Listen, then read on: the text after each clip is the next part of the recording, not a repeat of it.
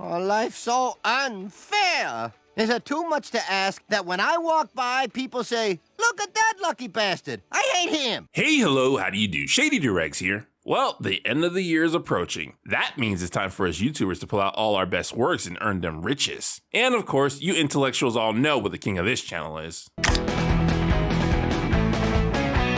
I'm sorry, my sweet. Your time will come. Today, we're looking at the episode The Year of Washing Dangerously, finishing off our little King of the Hill capitalism series. But Shady, what about the episode where Bobby shadows an entrepreneur?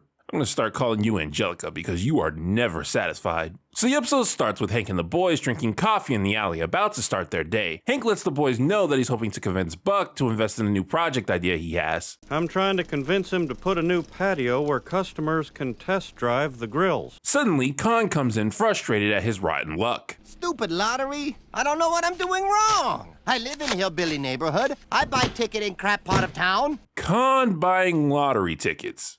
Yeah, I might as well get this out the way. Sometimes in episodes, Kahn is, well, Kahn. He's just another character who has his faults, but is still enjoyable. But other times, Kahn turns his Kahnness up to an 11 where he's either reckless, evil, or both, and it can feel really weird. This episode is one of those times. I don't want to say he behaves out of character here because I can see Kahn doing all the stuff he does in this episode. It's just that I constantly have to wonder what event did I miss that made him get to this point. Take the buying of lottery tickets. It's commonly known that lottery is a bad investment. More people wind up losing a fortune buying tickets than they do becoming a winner. Even Dale is aware of this. Buying lottery tickets is like buying health insurance, a sucker's game. So it's weird to me that someone like Kahn, who is smarter and more invested in his finances than Dale, would choose to play the lottery. Again, I could see him doing this, but what pushed him to this point? Anyway, Kahn asks what he can do to become more successful, to which Hank says he has the answer. Hey, Kahn, I know the secret to success.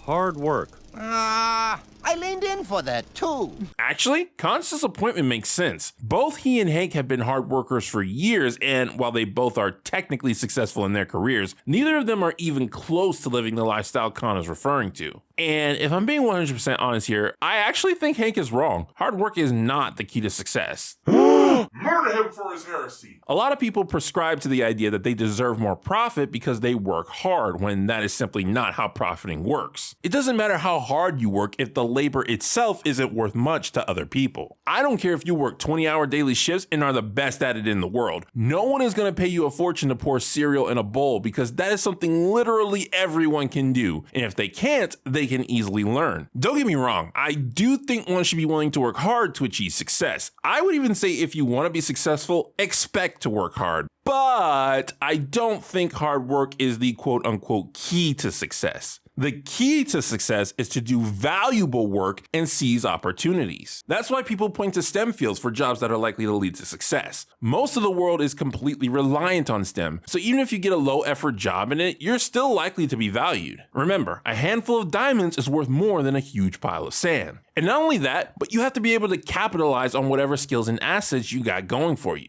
Being the best video maker in the world will probably get you places here on YouTube, but if you give up an opportunity to collab with PewDiePie, you're just letting success pass you by. Anyway, Kahn doesn't necessarily disagree with Hank, he's just looking for a faster and easier way to get the life he wants. We transition to Peggy and Bobby, who got their own thing going on. It's one of those B plots that doesn't connect to the A plot at all, so like usual, I'll get it out of the way now. Peggy and Bobby start reaping the benefits of caller ID, ignoring phone numbers they don't recognize. However, after trying to call Nancy, Peggy sees that with her caller ID, Nancy chose to ignore her. Peggy, being Peggy, insists on finding out why this is happening, and she ropes Bobby into snooping around until they can hear Nancy's reasoning. Overall, it's a pretty decent segment with a good amount of funny jokes, though I do think the ending is somewhat anticlimactic. Oh gee, I can't talk to her now. Here it comes. I borrowed her sweater and I still hadn't gotten it dry cleaned. I'm not being an adult about this. I'm gonna call her back. What the heck are you two doing in my closet? Well, my sweater's not in here, Bobby. I guess I'll just be taking this until it turns up. Back to the main plot, we see Hank trying to give his business pitch to his boss, but Buck is too distracted by others pointing out how old he's gotten. You know, I'm going over to Scrubby's car wash tonight for cruise night, That's always a good time. Why don't you come along? I know very little about cars. Not nerds. Is this a real thing? Do people actually get together to wash their cars on a weekly basis? Because if so, I never want to hear anyone make fun of D&D players ever again. Elsewhere, Kahn is venting about his middle-class life to Min when a commercial catches his eye. You too can be rich like Dr. Money and have champagne for breakfast, and all by just walking out to your mailbox. After that convincing pitch, the soup and the microphones wind up ordering Dr. Money's program. Before we begin, I must ask you to lower your blinds and pull your curtains so that only you can benefit from Dr. Money's wealth secrets. I will give it to Dr. Money. He's really good at making himself seem legit. Whether or not I believe what he's saying, I can believe that he believes what he's saying. A lot of people, including customers, find confidence in your confidence. Dr. Money suggests leveraging property to get enough assets that will allow one to start running a turnkey operation, which is a business that basically runs itself. I actually expected horrible advice to come from this guy, but that is something people legitimately do to become more successful. Now, I can't tell you if that's a good idea, but I do know business requires risk and investment, which is all Dr. Money is saying. Later at Scrubby's, we see Hank and the boys just being Hank and the boys. Hey, Bob, want me to help you wind that thing up so you can drive it home? Wow, Hank, that was a solid burn. Kind of shocking coming from you. Because I'll do it. And you ruined it. Okay, Hank, you went past the joke. Couldn't have said it better myself, Dale. All aspiring comedians, hear my plea. Learn when to end the joke. You can easily ruin a punchline just by not shutting up. Wish granted. This is the first time in a while I felt genuine friendship among the boys. None of them are really annoying each other. They're just messing around and having a good time. It's really refreshing. Buck shows up, and at first he's having trouble getting women to notice his car, but after buying an old model in mint condition, he scores some dates pretty quickly. Suddenly, Kahn arrives, cutting everyone in line. Hank, of course, gives Kahn an earful about his actions, but Kahn reveals he can do whatever he wants because he took Dr. Money's advice and is now the owner of Scrubby's. Are you saying I act like I own the place? I do! Yeah, funny turn of phrase, Kahn, but that's an awful way to start your business. You're gonna drive customers away. Hey, you guys, no loitering. This not a coffee shop. Well, we're only a third into the episode, and I already know what the lesson's gonna be. And once I found out you dumb rednecks pay someone else so you can wash your own car, I knew I'd found my turnkey gold mine. No, Kahn, they pay someone who has the environment and tools that would allow them to properly wash their own cars in a relaxing and convenient manner to keep up said environment. It's important to know why your customers are your customers, or you're gonna lose them fast. After hearing Kahn's plan to breeze with a turnkey, Hank tries to warn him. There are no shortcuts. Trust me, Kahn. Yeah, I don't really like how that's worded. Hank, it is possible to work smarter rather than harder. Kahn buying a profitable company that runs itself, giving him a more relaxing life as well as a bigger profit, shouldn't be looked at as a bad thing. Though yes, he should be aware he can't just do what he wants and expect things to keep chugging. So far, at least, Kahn's plan seems to be working and he is raking in the dough. You ever make love to a future millionaire on pile of quarters? No, but ask me again tomorrow morning.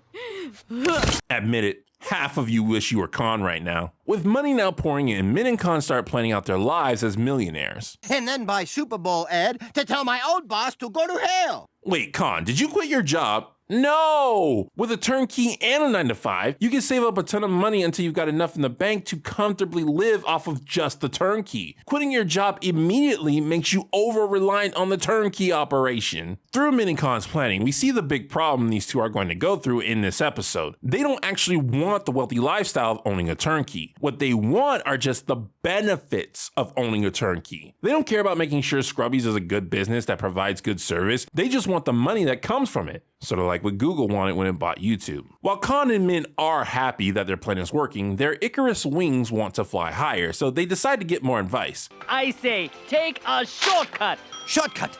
Yes. I knew Hank Hill a moron. Again, really don't like the diction being used. Finding a quicker way to one's destination is being made to look bad when it's not. That's a part of seizing opportunities that I was talking about. Trying to earn even more money, the couple start making changes to the car wash. We got spray time cut in half. Half the time, twice the money. It's gonna cost $5 to vacuum that seat. Yes, smart ones, and because of that, vacuuming one's car will no longer be worth spending money on. Your customers are paying for conveniency. If you're making it inconvenient for them, you're taking away the product they value. There's only so much one is willing to spend their disposable income on. Is supply and demand a foreign concept to you? Kahn sees that Gribble is using a bucket to clean his van instead of the hoses and decides to make a scene. No buckets! You pay for spray! No use free water! Holy crap, Kahn, customer relations! It's a thing! Even if someone's breaking the rules, you can't just... If you're not putting a quarter in something, move on! So because of Kahn's business decisions, everyone leaves. For a second, Kahn thinks he's won the battle, but then immediately realizes he lost the war. He and Min start to panic when they see their fortune draining, especially since they mortgaged their house on this risk. Yeah, that's why you don't immediately quit your job. You wait to see how things play out. Everyone is upset at Kahn's new changes to Scrubbies, including Buck, who's no longer getting dates. Seeing as how this problem is being caused by an incompetent businessman, Buck thinks he can fix it given that he knows business. They're shaking hands. Kiss him. Kiss him. I'm very terrified at how well that joke aged. Hank, still thinking hard work is the key, is pretty sure Buck's speech to Kahn will involve that. It kind of does, but what Hank doesn't realize is that when it comes to hard work, he's the one Buck points to. Don't stay up too late, Hank, because you got to report down the car wash first thing in the morning. I talked some sense into Kahn's head, and now I'm majority owner. My new employee! Better punch in early. Despite his reluctance, however, Hank has unshakable faith in Buck, so he sucks it up and reports in. When you done emptying garbage, you go get me mango smoothie. That is not part of the job. That's how you do, Hank. Good response. See what slow and steady get you, Hank Hill? Working for me. I mean, he's not wrong. Dedicate yourself long enough to any job and you can easily wind up working with or for someone awful. You can't just perpetuate that someone keep working no matter what. There needs to be a line. Now clean up my gold mine, monkey. Well, that would have been it for me. Buck would have gotten a phone call about my insubordination because there is no way I would have done anything after being called that. Now, some people might be tempted to call Hank a hypocrite considering how he made Bobby work for a bad boss without question, while in this episode, he's very defiant of Kahn. But I don't think that's the case. For one, this is season 10 and that episode happened in season 2. Hank's had a lot of time to build character. Second, Bobby's situation wasn't that Hank didn't believe in bad bosses. It was that he didn't think Bobby could properly identify a bad boss since Bobby was known for having an unreliable work perspective. Hank's negative attitude towards Kahn comes from the fact that he knows him and thus he knows he would not make a good boss. Hank does what Hank does and works his butt off to get Scrubbies back into top shape. Thanks to that, Kahn and Min are once again living the good life. This martini is good, but maybe it would taste better if stirred by a Hank Hill.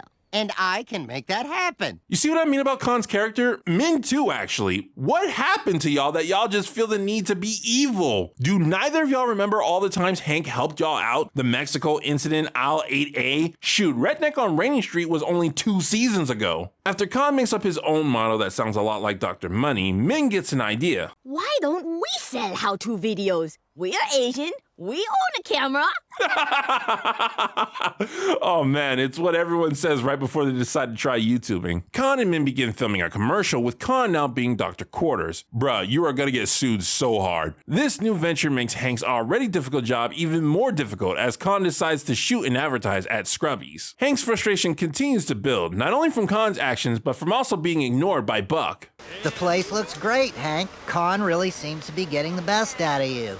Shut up, Dale. And we've lost the non-annoying camaraderie I was loving. Thanks, Kahn. With all these frustrations happening to Hank and Kahn continue to make things even more difficult by selling his video on the property, Hank is reaching his wit's end. Kahn, I have worked real hard to get the customers back here. Don't drive them away. Just go look at your catalogs or whatever you do in that office and let me do my job. Kahn, you've got a turnkey business. It's bringing in money. Your one employee who is a shining star of a worker is telling you to go relax while he does all the work. Please, I'm begging you, just chill out, man. Empty your pockets. I'm not gonna empty my pockets. Something to hide, huh? Okay, you deserve what's coming. Hank, despite lasting longer than most people, has finally had enough. You can't get me, redneck. I think the show forgot Kahn actually knows how to fight. Maybe that suit is getting in the way. You gotta learn how to treat your customers and stop calling me your dang monkey. Leave him alone. I'm sorry, sir, but I just can't take it anymore. If I don't know what I'm doing, how come you working for me? This is somewhat of a good point. A lot of people think Hank would be a great business owner, but I actually disagree. Yes, he does have the skill and customer service to start many different companies, but he doesn't really have business gumption. Hank's more of a family man than he is an opportunist. In the end, Hank puts his foot down. He simply cannot work for Kahn. And while he can't do anything about Buck or Kahn's business decisions, he can do something about himself. You know this car wash is part of the Strickland family. You quit it, you're quitting Strickland. If you say so, sir. All right, Hank, way to bring home my point in the capitalism video about quitting. As we all know, I'm always right about everything. Yeah, that's a fact. Finally, someone who actually knows how to run a business gives a legit view on success. Kahn, a business thrives on customer relations and back-breaking hard work. And that's the guy who gives it to you. Hank is the golden goose. Ah, I don't know if I'd call all labor that goes into a business backbreaking, but yeah, Buck is right. Businesses require work and keeping the customers happy. And if you have employees, that means keeping them happy as well. And shoot, if you can get an employee as efficient and as dedicated as Hank, you better do everything in your power to keep them smiling. Buck recognizes what he's about to lose, so before Hank can leave, Buck offers to send him back to selling propane, along with the approval of the patio he had been asking for. But what about Scrubbies? I sell my share. You are now majority owner. Looks like you work for me. Move it.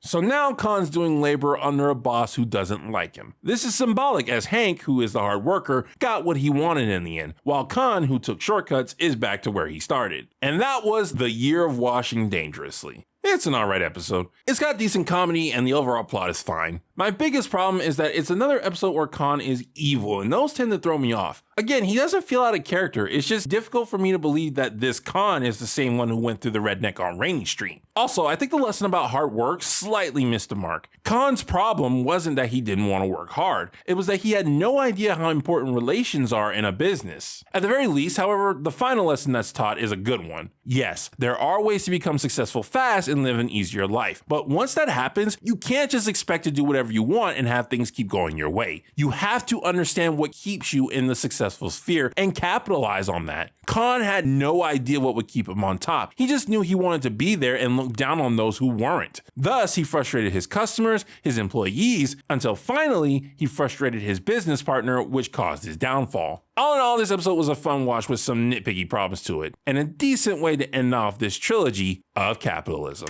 But Shady, what about, let me guess, you really want me to talk about the entrepreneurship episode? Why exactly should I, huh? What's my motivation to go even near an episode about dog poop and vomit? Green paper? This has been Shady Doorags. So long. Farewell. Have you to say. Goodbye.